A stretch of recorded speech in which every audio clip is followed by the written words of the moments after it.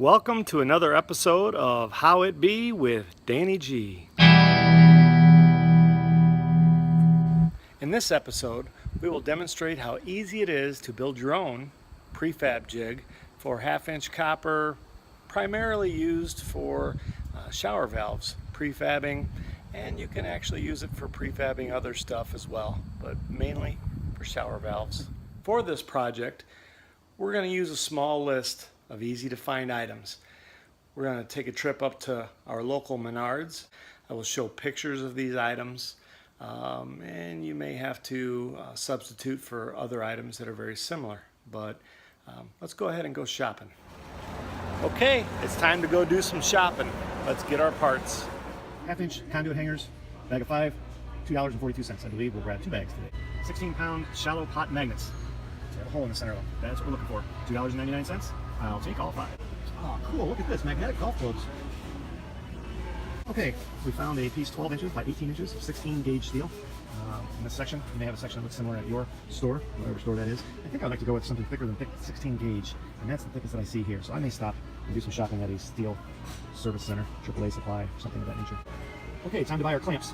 Typically, this 99-cent 1-inch spring clamp is what I would use. However, I just saw this one. Interesting, because it's the same magnets that we use.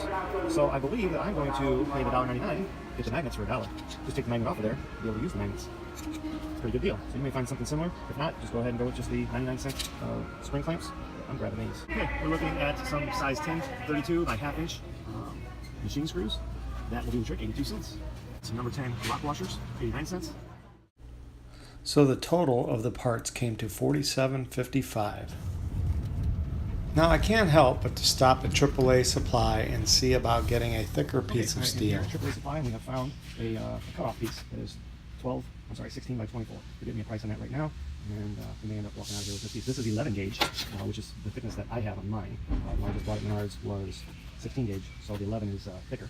So I bought it, $9. The one on the left is 11 gauge, the one on the right is 16.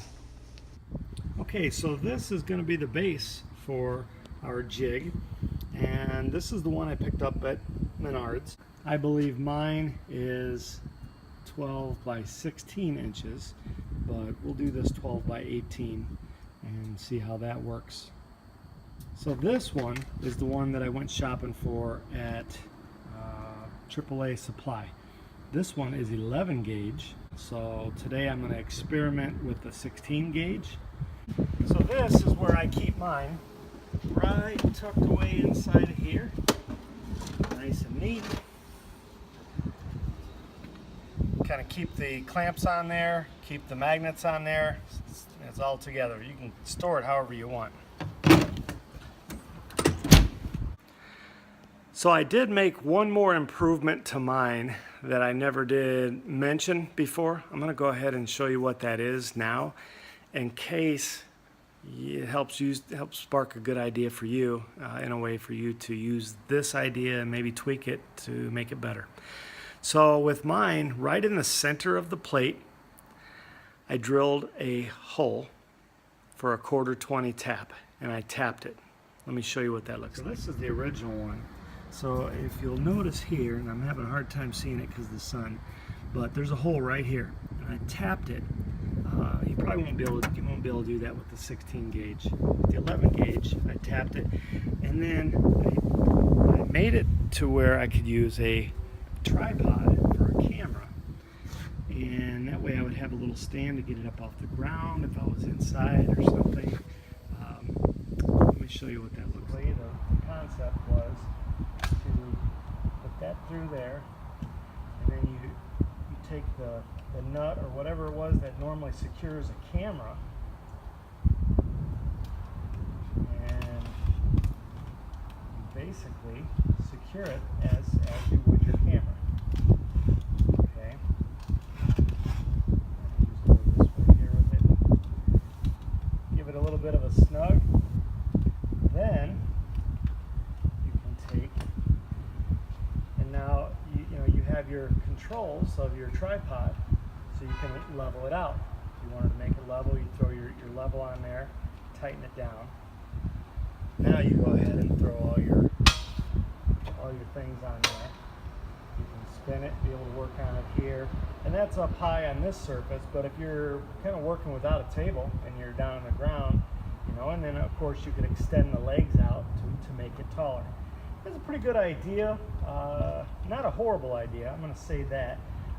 But I will say this, and of course if you need it to level it, you can use these 3 tripod legs for leveling.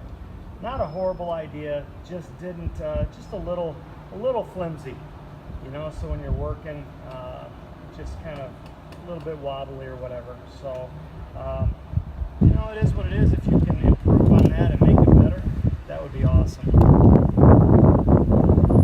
There's a difference in the magnet size. They're the same brand. The ones that I was using was a 25-pound pull, and the ones I got were 16. The 25's just a little bit stout, especially to tap around to move, whereas the 16's kind of, they still have a good stick, but I think they're going to be a little easier to finesse.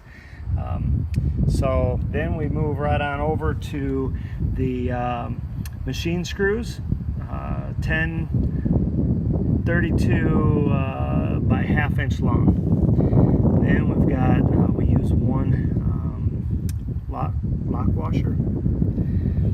And we use a Minnerlac, I think is how you pronounce that. A mini is how I pronounce it. And so that's for ½ inch conduit. That's the size that you use. And then we got these clamps. So you see the clamps that I was using? Well, I picked these clamps up because they came with a magnet. Kind of almost looks just like the magnet that we were using before. Same size, 25-pound. However, this magnet is a little cheaper made. The magnet itself is not epoxied to the metal shell. And I found that out in the store, but I bought it anyhow because the reason I'm going to use these magnets is for a whole other thing. And I'll show you that in just a minute.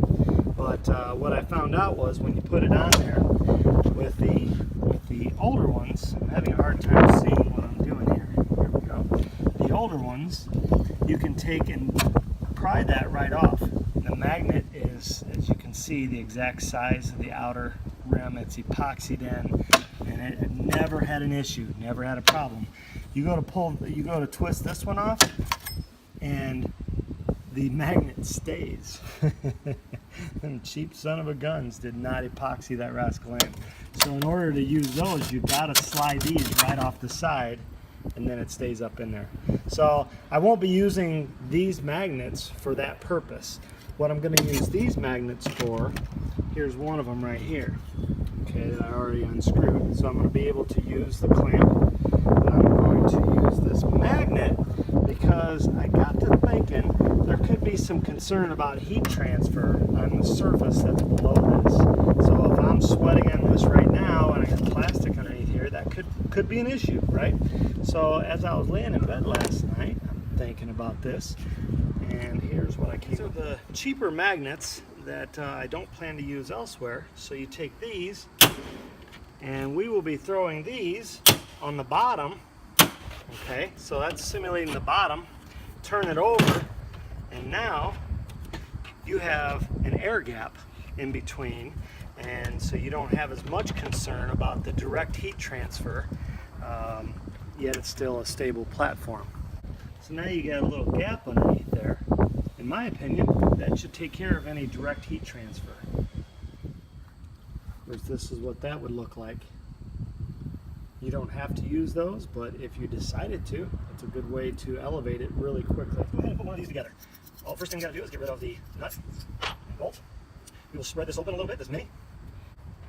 Take our machine screw from the bottom, okay, which will end up flush, or sometimes it goes inside of there a little bit. No, there's flush from the bottom. Put our mini on there.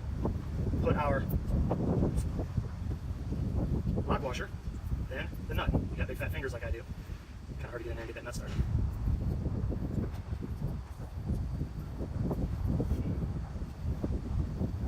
There we go, got it. Alright, then take our nice handy dandy Milwaukee ratchet and just give it a good tightening. Kind of draws that machine screw up in there a little bit, tightens that down. See, now it's sunk up inside of there, which is nice. I just kind of keep doing it so it gets a little bit tight there. Now we're tight. Now you got your flexible clamp. Okay, that's all there is to it. They're all 5 of these are done. Now let me show you an option here. This was the way that I decided to make some nice small feet to get it up off there. Let's say you wanted to get it up there, off there a little more. Make up some extra ones of these. Throw these on here like this. Okay. May do one in the middle, may not. Turn that upside down. Now look, now you got it a little bit higher of a table. I don't know how that would turn out. Yeah, even put one in the center if you wanted to. So now you got a higher table. So you just have to make up 5 extra of those, which is no big deal. And you always have extra in case you need it. You see what kind of extra platform that gives you. You're talking an extra 2 1/4 off of the surface if you wanted it to be, just by simply throwing those legs on there. So like I said, I use it primarily for shower valves, which I'll demonstrate here in a second, but you may want some extra, like I mentioned just now, for the feet, because sometimes you may find yourself fabbing something else and you've got your 5, but you could have used a 6th or a 7th one just because you got a kind of an intricate piece there or a couple pieces that you're wanting to set up at the same time. So it doesn't hurt to have some extras. They're cheap enough and you've got them. Makes for some nice legs to get it 2 1/4 up off the surface. Now let's look at a shower valve. In service work, I may come in and I may have access to the back of the wall or cut an access open, and I may cut a shower valve out in a similar fashion as I did this one. And then what I'll do is, since I know my center of the shower valve and I know where I want my spout to be coming out, I'll just take this piece out to the truck and I will cut and fab a new piece identical to it. I'll prefab that on this jig, then I'll go in and be able to piece it back in, kind of like surgery. And with these 16-pound magnets, it makes them a little easier to manipulate, to maneuver around on the board. So, but as you get things where you want them, you know, you can always take and tap a little bit this way, a little bit this way, get it just perfect. Take all your measurements, get your drop ear on there, you know, and then as you're getting closer, you can go ahead and start throwing your clamps on. Those clamps will take and they'll kind of help to secure the pipe. So then you go ahead and level this up. You get these here positioned exactly the way you want them. Everything is fabbed just right. You know, everything's ready to solder. Solder it up.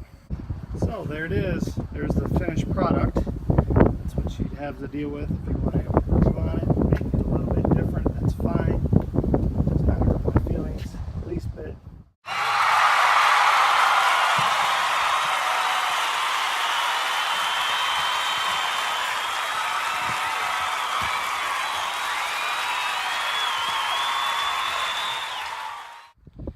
So one more note when it comes to storing. This is the way I normally store this one. The clips on the end and those.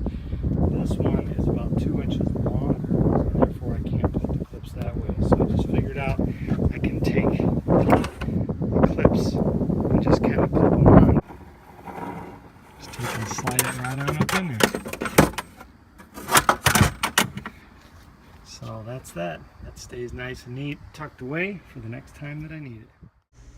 Thanks for watching this episode, and if you liked what you saw, please click the thumbs up. Also, if you're interested in seeing more, hit subscribe.